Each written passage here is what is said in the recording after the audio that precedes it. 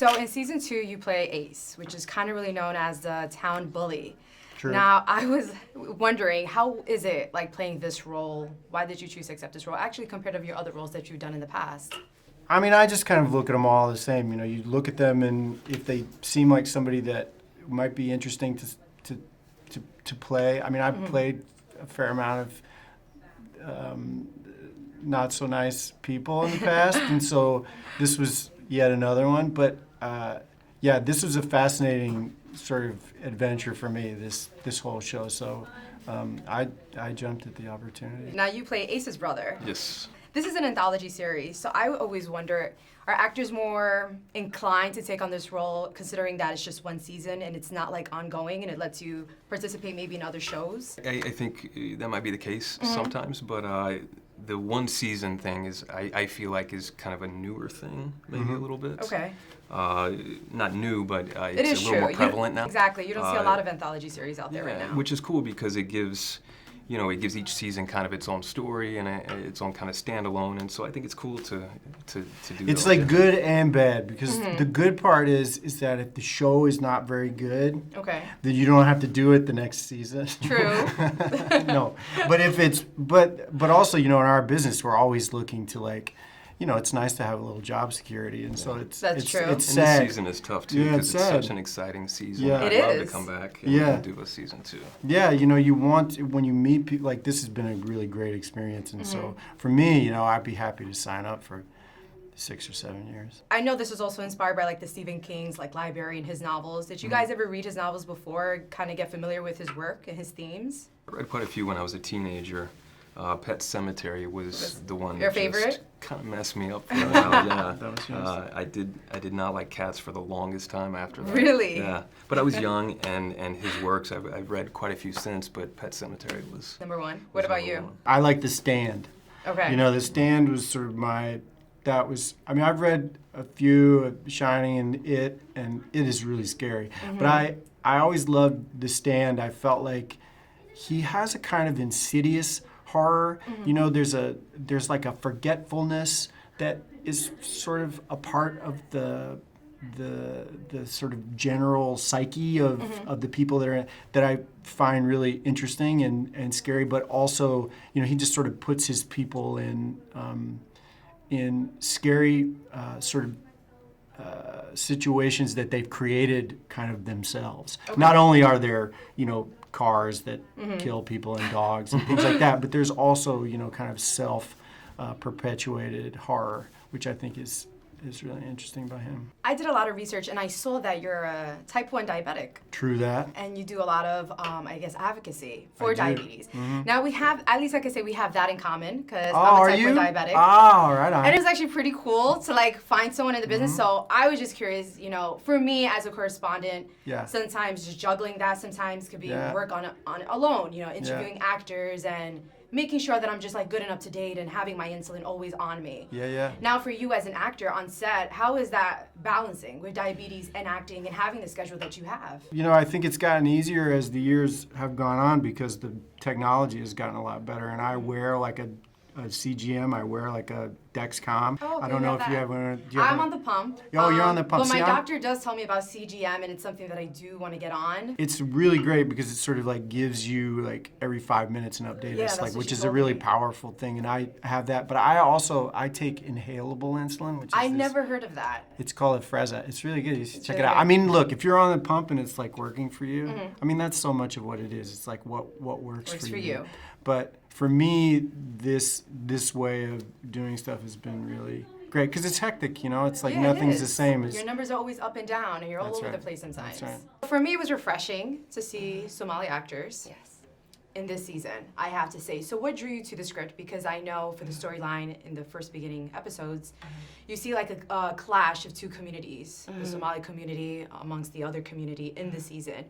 Did that particularly drew you to that, to the season and joining it? It's very interesting because I class myself as an actor, so I get scripts, and this was really great because it was a specific character who was Somali, and I was like, great, I can bring in that kind of history, that knowledge, the language that we share as siblings together, so that was really awesome.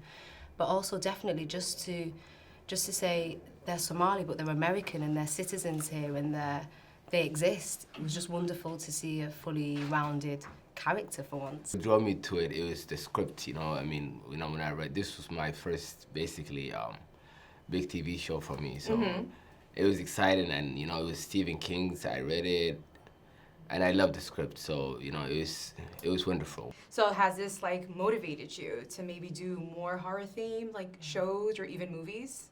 Interesting.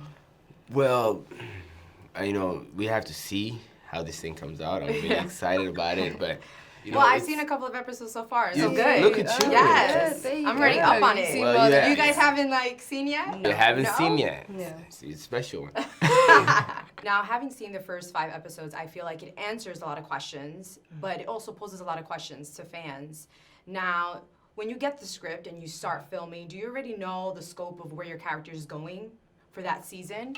Or is it like a surprise to you when you're filming every episode? Yeah. Well, Dusty, he's brilliant, the showrunner. He's an absolute brilliant human being and a very clever man. He gave us the option, so for me, he was like, do you want to know where she ends up? And I was like, no, because I didn't want to play the end. Okay, I you wanted to be surprised. Exactly, and I wanted to just be in the moment in terms of Nadia's journey. So I wanted the scaffolding and the framework to a certain extent, but I didn't want to know how it ended. Okay. I wanted to go on that journey with her. What can fans expect in season 2, considering that it is an anthology series?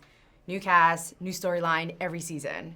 What Yeah. can fans expect? I think part of what we were excited about doing this year was to take a kind of iconic Stephen King character and throw her into an entirely new situation and help us understand how she got to where she was. So Annie Wilkes is kind of at the heart of this season, and when she arrives in Castle Rock, we start to wonder whether she's going to have a bigger effect on the town or the town is going to have a bigger effect on her. And as she starts to meet all of these other characters and the people who have been in this town for a long time, we start to see the effect that she has on them and that they have on her. Was Stephen King in any way involved in the process of like maybe choosing or developing these characters, or even with the smallest details in the show?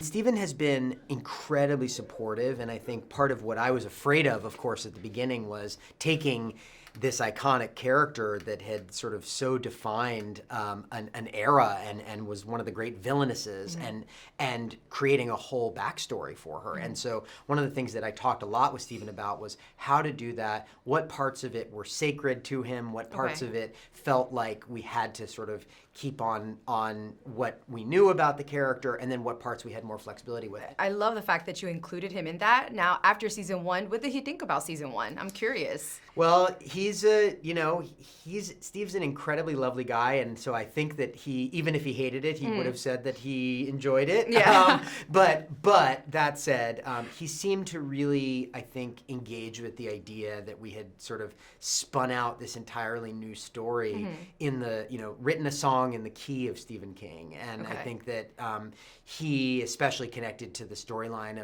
of Sissy Spacek and her struggles with dementia and the way that we kind of used that in the back half of the season, and so he was very supportive, and I think that's maybe why he gave us permission to do Annie Wilkes, which was really exciting. I'm also wondering, can there ever be a crossover? Every season, there's a new cast.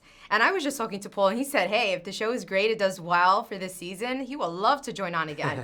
So would that ever be a possibility in the future where maybe characters can cross over to the other seasons? Absolutely. I mean, one of the things that Stephen King does that's so amazing is he'll sort of plant these characters that you'll see in one book, and then they'll come back 10 books later in a totally different context. So, like, there's a character in Salem's Lot, the book, that reappears in the Dark Tower, and I think the idea of being able to not only work with some of these amazing actors again, but also to take these storylines even further, or to flash back to a part of the storyline we hadn't seen before, is really exciting. I mean, I think we wanted to tell, it's an anthology, but at the same time, Sam and I, when we first came up with the idea for the show, is that we were going to tell an 8-season-long story that kind of connected all of these threads, just maybe not in exactly the way that you expect.